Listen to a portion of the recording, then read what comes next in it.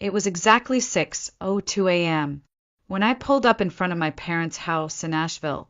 The sky was still a deep shade of blue, the sun barely brushing the horizon, and the air had that crisp, almost sacred quiet of early morning. I had double-checked the weather, reprinted our boarding passes, and left the house 15 minutes early, just in case. This trip had been in the making for over 2 years, planned down to every last dinner reservation. Flights to Paris, luxury hotels in Florence, private walking tours in Rome. All of it mine. My treat. A once-in-a-lifetime experience I had poured my soul into. For them. I parked at the curb, smiled to myself, and got out to help with the luggage. That's when I saw her. My younger sister, Sienna, was standing at the door, pulling a sleek lavender suitcase behind her, dressed in athleisure like she was heading to a spa weekend. My mother was beside her, beaming. Too brightly. My heart skipped. I looked from one to the other, trying to keep my voice even. What's going on? Oh, Violet, my mom said, her tone like she was announcing a surprise birthday party. We decided Sienna's going instead of you. The words didn't land immediately. They floated in the morning air. Absurd and incomprehensible. Instead of me? I asked, blinking hard. Mom, this is my trip. She waved a hand like I had pointed out something mildly inconvenient. You're always working so hard. You can take another trip later. Your sister's been stressed. She needs this. My chest tightened. I turned to my dad, but he was looking away, pretending to check his watch. Sienna didn't even bother to fake shame. She smirked, one hand on her hip like this was some kind of power move. Thanks for understanding, sis, she said, her voice dripping with fake gratitude. The pressure behind my ribs was unbearable. I had paid for everything. Every tour, every hotel, every flight upgrade. I had imagined the way their faces would light up when we stood in front of the Eiffel Tower or floated down the Arno River in Florence. I had done it to make them happy, to finally feel like I mattered. And now they were replacing me with her. I should have screamed. I should have cried. I should have dropped the suitcase and walked away. But I didn't. I bit down on the bitterness, rising in my throat, and nodded. Let's get going then. My voice was flat. I turned toward the trunk, popped it open, and loaded in the luggage. Sienna tossed hers in last, humming something under her breath. My mother climbed into the back seat with a satisfied sigh, my father following quietly behind her. As I slid into the driver's seat and started the engine, a strange calm washed over me. It wasn't peace. It was the numb, razor-thin calm right before a storm breaks. They thought they could cast me aside and still enjoy the luxury I worked so hard to create. Fine, let's see how that works out. The car ride to the airport was a symphony of silence, punctuated only by Sienna's nonstop chatter. She leaned forward from the back seat, talking about her outfits, TikToks about Paris, and all the shopping she planned to do. Her voice grated like static, but my hand stayed steady on the wheel. Oh my gosh, Mom. Should I pack the blue dress or the floral one for the Eiffel Tower? She asked, giggling. My mother chuckled, lightly. Bring both, sweetheart. We'll have time to change between stops. They said it so casually, like I wasn't even in the car. I clenched my jaw and focused on the road ahead. Asheville's early morning streets blurred into one another, but the weight in my chest stayed sharp, anchored to every word they said. At one point, my dad cleared his throat. Thanks again for driving us, Violet. I know this probably feels unusual. I met his eyes briefly in the rearview mirror. Unusual. That's an interesting way to put it. He looked away, lips pressed together, adjusting the seatbelt like it might save him from the discomfort. He didn't say another word. Sienna leaned forward, her perfume wafting toward me. Too sweet, too artificial. You're not mad, right? She cooed. I mean, this is huge for me. I've never been out of the country. I could never afford something like this on my own. You're being really mature about it.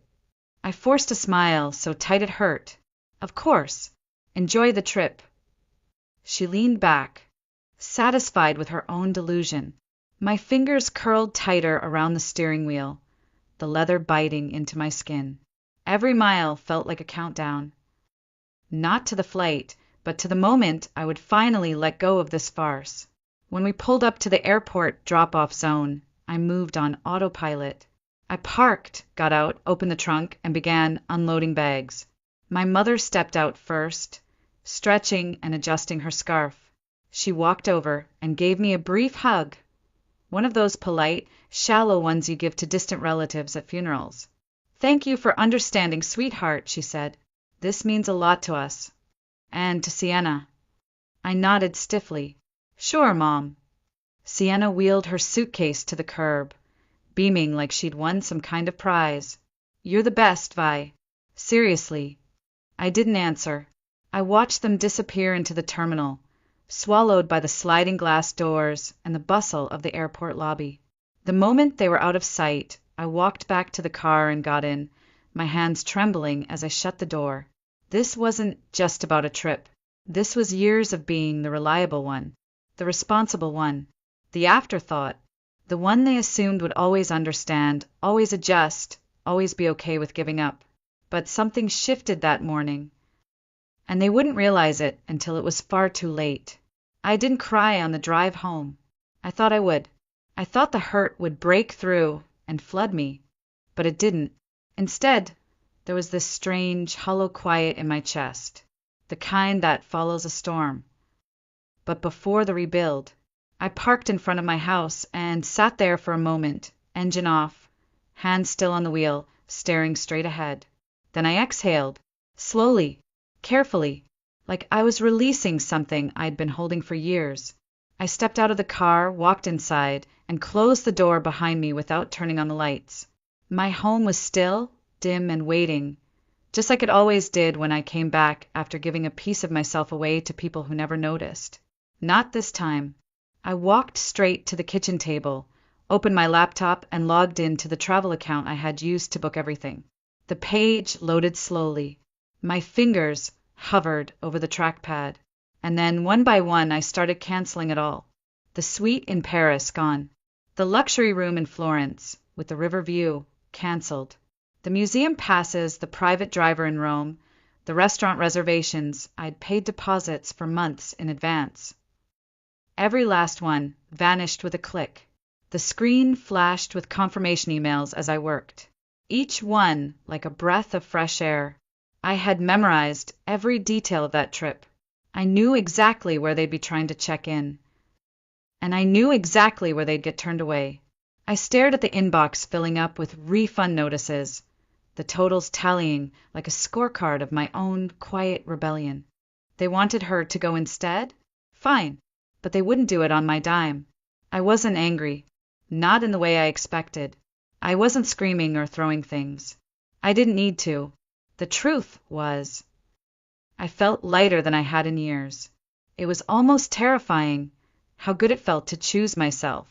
For once, to draw a line, not in the sand, but in stone. When I closed the laptop, I leaned back in the chair, closed my eyes, and smiled, not wide, not triumphant, but deeply. Like I had finally stopped pretending that being the bigger person meant swallowing every insult. They thought I'd take the hit, like always. They had no idea what was coming. The calls started as soon as their flight landed in Paris. I was still in my pajamas, standing at the sink rinsing out my coffee mug, when my phone buzzed once, twice, then erupted into a flurry of vibration that didn't stop for nearly 10 minutes. At first, I ignored it. I walked over to the couch, sipped my coffee slowly, and let the storm build without interruption. Then curiosity got the better of me. I unlocked my phone. 10 missed calls. 5 from my mother. 2 from my dad. 3 from Sienna. A string of texts filled the screen, one after the next, like dominoes falling. "Violet, what's going on? The hotel says our reservation isn't showing up. Did you forget to confirm the booking? Call me now. This isn't funny, Violet. Fix this. Now." I actually laughed, sharp, breathy, unexpected. "Fix this? They really thought I was still that version of me, the one who always patched things up, cleaned up their messes, smoothed over their lack of foresight and effort.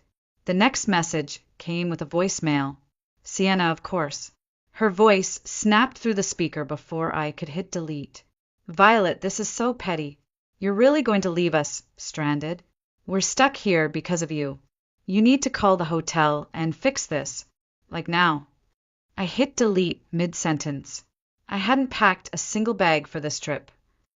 And yet I had all the power. Another call. My mother this time.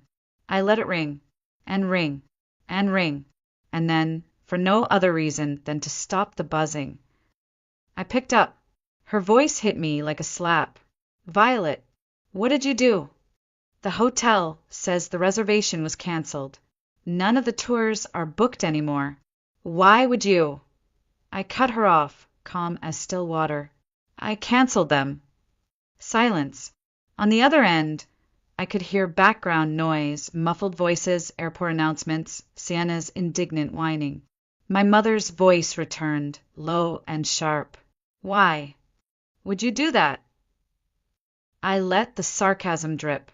Oh, I don't know. Maybe because you took my trip and handed it to someone else like it was a spare jacket. Maybe because you decided, without even asking me, that I didn't matter. She tried to speak, but I kept going. You're lucky I even drove you to the airport. Her voice turned defensive. We thought you'd understand. Sienna needed this. I snapped. Understand what? That my time, my money, my effort means nothing? That as long as your precious Sienna gets what she wants, I'm just expected to smile and move out of the way. There was a long pause. For a moment, I thought I heard a flicker of guilt. But then came the hiss. We're family. We don't do this to each other. I laughed bitterly. Funny. I was just thinking the same thing. Then I hung up, just like that, and turned my phone off. The silence that followed was pure, sacred, like stepping out of a burning building and closing the door behind you. Let them figure it out. I was done saving them.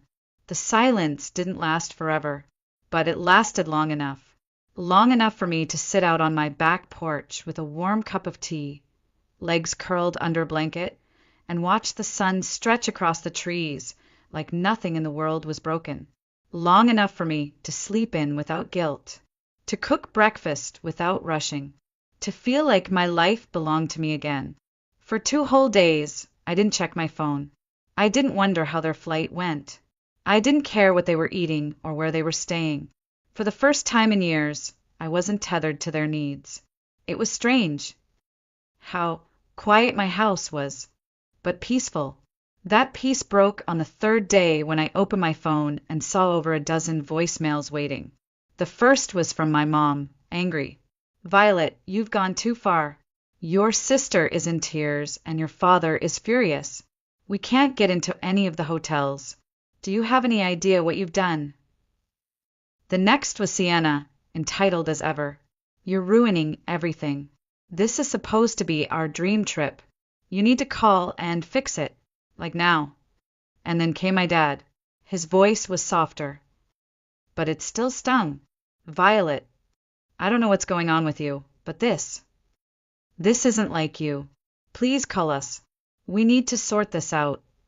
Sort it out, like I was the one who created the mess. I placed the phone down on the table and wrapped my fingers around the ceramic mug, letting the heat sink into my skin. I didn't reply. I didn't even think about replying. That evening, Harper stopped by, unannounced as always, holding 2 coffees and a raised eyebrow. I heard, she said simply, setting the drinks down and plopping onto my couch like she lived there. Of course you did, I replied, managing a tired smile. She sipped her drink, then looked over at me, her voice quiet but firm. Your mom called me yesterday. Of course she had. My mother had always been good at recruiting allies when guilt didn't work. And what did you say? I asked, bracing myself. Harper shrugged. I told her you were probably busy, and that she should give you space.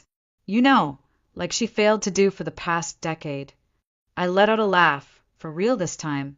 A sharp, breathy sound that cracked the heaviness in my chest. "You're the best." "No," she said, her tone softening. "You're the best, because you finally stood up for yourself." Her words stayed with me long after she left. They clung to the corners of my mind as I cleaned up the kitchen, folded laundry, watered the ferns on the porch. They echoed louder than any voicemail. You finally stood up for yourself. It wasn't rage that drove me anymore. It wasn't revenge. It was clarity. They had made a choice. And now so had I. No more fixer. No more doormat. No more waiting to be included in a life I was expected to fund but never allowed to fully live. I didn't know what was next. But for the first time, I knew I would be the one to choose it. It took me less than an hour to decide. I hadn't planned to do anything drastic that evening. Maybe just watch something light, read a chapter or two. But then I passed by the small pile of papers on my desk, the neatly organized folder I'd created for the trip. I paused, then sat down, and opened the spreadsheet. There it was, everything I had built, the names of cities, the flight codes, the carefully stacked itinerary, day 1 in Paris, day 2 at the Louvre, day 3 in Florence. But the names didn't sting anymore, because as I looked at those rows and columns, one thought kept rising up like a whisper I could no longer ignore. This was never about them. This was about me. I closed the spreadsheet, opened a new browser window, typed in solo travel ideas for women. 3 hours later, I had a new itinerary. No one else's preferences. No one to accommodate. Just me. I booked a one-way flight to Rome, then a train to Florence. A few days in Cinque Terre. I picked cozy boutique hotels and quiet little ghost houses. I left space in the schedule for rest, for curiosity, for spontaneity. Not because I was lazy, but because I could. 2 weeks later, I boarded the plane alone. I thought I'd be nervous, and I was at first. But the second my feet hit Italian soil, I felt a kind of calm I'd never known before. I wandered cobblestone streets with no destination. I drank espresso in hidden cafes where no one knew my name. I marveled at the ruins, the fountains, the faces around me that weren't expecting anything from me except to exist. One afternoon, I sat on the Spanish Steps watching the crowd drift and swirl like ocean tides. I had a gelato in one hand and my journal in the other. The air smelled like sugar and stone. For years, my dreams had always been laced with obligation. Get the job, make enough, prove I was worth loving, and always include everyone else in the plan. But now, I opened to a clean page and wrote, learn Italian, start a business, travel to 5 more countries, stop apologizing for putting myself first. I underlined the last one 3 times. That night in Florence, I had dinner at a tiny family-run restaurant tucked between 2 bookshops. The candlelight flickered across the wine glass, and the Arno River shimmered in the distance. I didn't miss home. I didn't miss their voices or their guilt trips or their complaints. And for the first time, I didn't miss being needed, because I was enough. Right there, alone at that table, I felt it like a steady pulse. I was finally living my life, not performing it. When I returned home, my suitcase was heavier, not from souvenirs, but from clarity. From all the pieces of myself I had gathered and stitched back together in quiet hotel rooms, on early morning walks, in journals inked with freedom. I placed the bag by the door and looked around my house. It felt different, like it belonged to someone who finally knew how to say no. My phone buzzed just as I was unpacking. A message from Mom. Hope you had a nice trip. Maybe we can all talk soon. No guilt, no command, just a soft nudge. I stared at the screen, then set the phone face down on the table. Not yet. Later that week, another message, then another. I ignored most of them. But when the phone rang one quiet Thursday afternoon and I saw her name again, I let my thumb hover and answered. "Hi, Violet," she said, her voice softer than I'd heard it in years. "How was your trip?" "It was amazing," I replied, keeping my tone neutral. "I'm glad to hear that." She hesitated. "We've been thinking a lot about what happened. Maybe we handled things poorly." Poorly. I almost laughed, but I didn't. I let the silence hang for a moment before replying. "You replaced me on a trip I planned and paid for, without even asking. Poorly is an understatement." "I know," she said quietly. "Your dad and we didn't realize how much it would hurt you." I didn't respond right away. I didn't trust the calm in her voice. I'd been lured in by it before, guilt-wrapped apologies that led straight back into old habits. "And Sienna?" I asked. "She's upset," Mom admitted. "But I think she knows she could have handled things better too." I leaned against the counter. "This wasn't just about the trip, Mom. It was everything before it. Every holiday shaped around Sienna's whims. Every time you asked me to give, well, she got to take. I'm not doing it anymore." There was a pause, then a sigh. "We're going to try to do better," she said. "We don't want to lose you." Her words tugged at something old in me, something that used to leap at the chance for connection. But I had changed, and now I knew better. "I'm glad to hear that," I said, calm but unmoved. "But it's going to take more than words to fix this. I need to see real effort, not just apologies." "You will," she promised quickly. "We'll give you the space you need. But I hope you'll let us back in someday."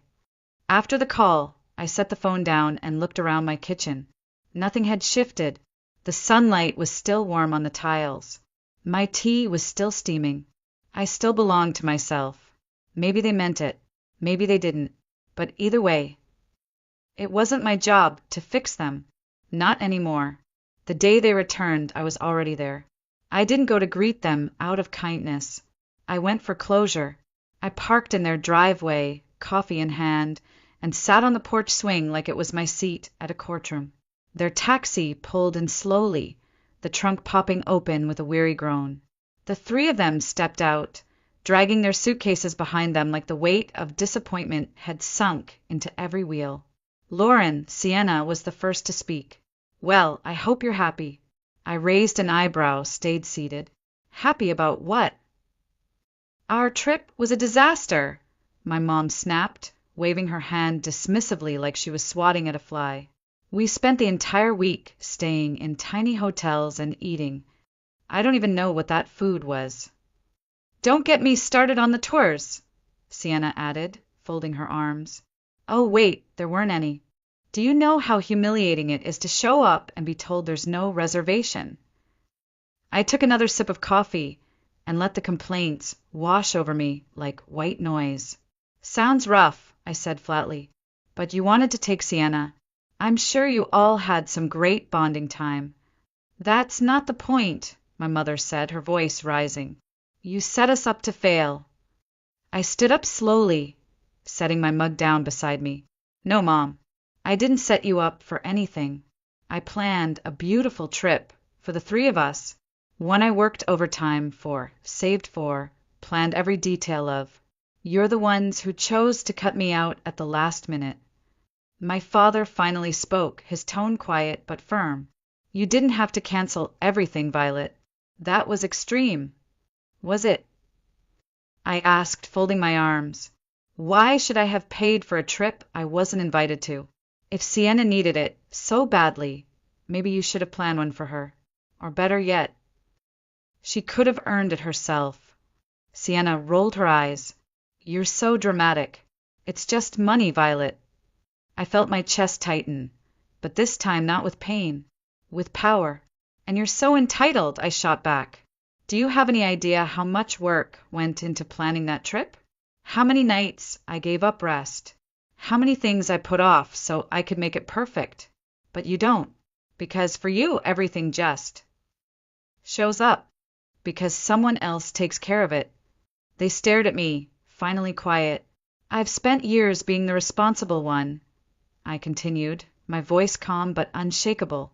"The one who fixes things, who plans things, who makes sure everyone's taken care of, and all you've done is take it for granted.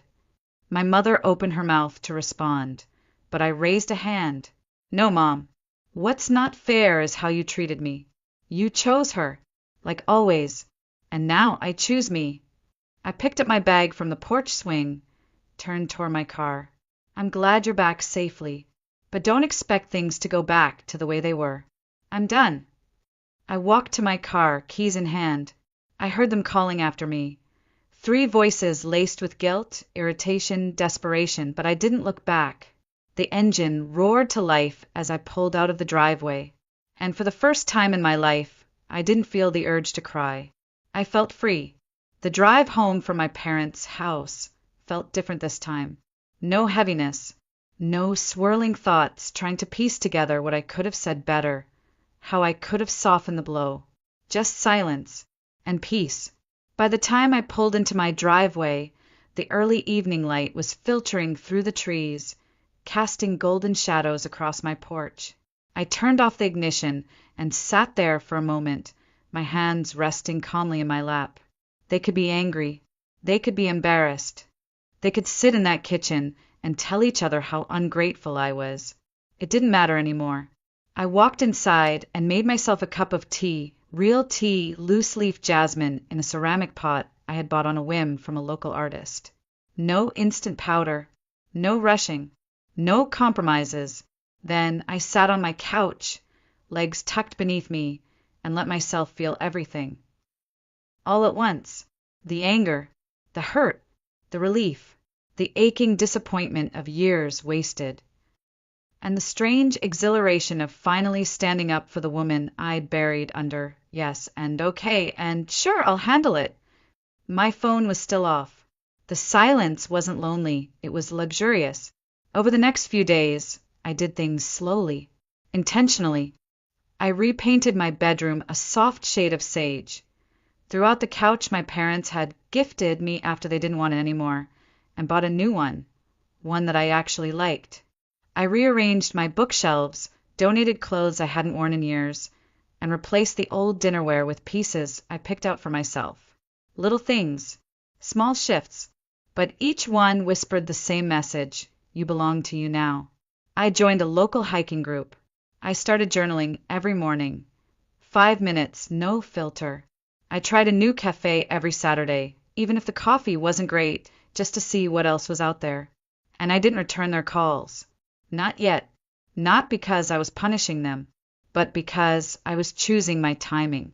Because for once, I was choosing something at all. One Sunday afternoon, I sat on my porch and watched the sun dip behind the ridge, casting fire across the sky. The wind was cool, soft. I held a pen in one hand, a notebook in the other, and stared at a blank page, not in fear but in anticipation. I didn't know what came next, but I knew it wouldn't be about earning their approval anymore. It would be about me, the woman who had spent years doing the right thing, the polite thing, the expected thing, was finally doing the real thing. Living, and it felt damn good. It was late Tuesday morning when my phone rang again. I stared at the screen for a long second, then picked up. Hi, Violet, my dad said, his voice lower than usual. Your mom wanted me to call. She thinks you'll listen to me. I leaned back in my chair, not answering right away. He sighed. Look, this has gotten out of hand. Your mom's upset. Lauren, Sienna, is furious. And, well, it's just a mess. But you're better than this. That was all it took. That line. That assumption that being better meant being quiet. I sat up straighter. Better than what, Dad? Better than standing up for myself? Better than refusing to be treated like a footnote in my own life? That's not what I meant, he rushed to say. It's just, you've always been the reasonable one. The one who holds everything together. A bitter laugh escaped my lips. Exactly. That's the problem. He paused. I could hear him breathe, like he was searching for the words that might fix it all. But there weren't any. You're punishing the whole family over one bad decision. Is that really fair? Fair, I repeated, my voice rising. Let's talk about fair. Was it fair when you and Mom looked me in the eyes and told me the trip I'd spent years saving for was no longer mine? Was it fair when you replaced me with Sienna like I was an optional extra? That's not what we were trying to do. It's what you did, I said flatly. And now you want me to act like it didn't happen. There was silence on the other end. I don't know what you want me to say, he finally whispered. I don't need you to say anything, I replied. I just need you to understand. I'm done being the afterthought. From now on, I come first. Then I ended the call, and this time there was no shaking in my hands, no tightness in my chest, just calm, real, earned calm. Later that evening, I sat on the porch again. A soft breeze rustled the wind chimes, and the sky was painted in gold. I opened my journal and flipped to a new page. Across the top, I wrote what I know now, and underneath it, I started listing. I am not responsible for keeping the peace. I am not selfish for choosing myself. I am not dramatic for asking to be valued. I am not afraid of being alone. I am no longer willing to be erased to make someone else feel more important. The list went on. It was quiet, simple, true. A week later, Harper called again. So, she asked, what's next for you? I smiled, watching the sun slip below the mountains. I don't know, I said, but for the first time in my life, I get to decide. And that felt like the real trip of a lifetime.